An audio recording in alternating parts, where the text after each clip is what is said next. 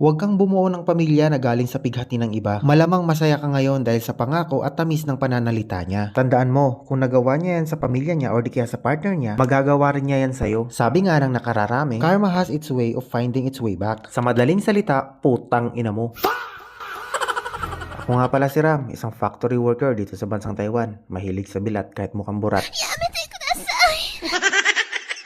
At ngayong araw nga ay magbubukas ako ng in-order ko na relo sa isang live selling dito sa Taiwan. 3 years na nga pala ako nagtatrabaho dito pero ito pa lang yung pangalawang beses na niregaluhan ko yung sarili ko. Dahil mas priority ko na kasi talaga ngayon ang pag-iipon kasi di naman natin masasabi kung hanggang kailan tayo magtatrabaho dito. At akala nga ng iba na mayaman na ako kaya't panay PM sa akin para mangutang. Hoy! Ano akala mo sa akin? Namumulot ng pera dito?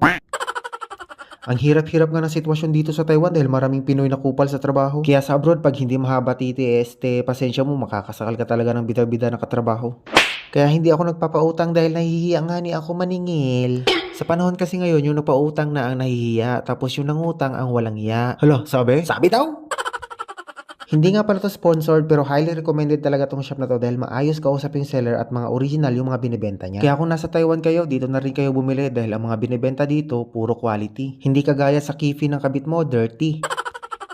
Kaya nga rin pala ako nag-iipon ngayon dahil pinaghahandaan ko na yung future namin ng kabit ko. Hindi kasi ako sigurado kung nagdadalang tao na siya or nagdadalang tae lang. Ginagawa mo.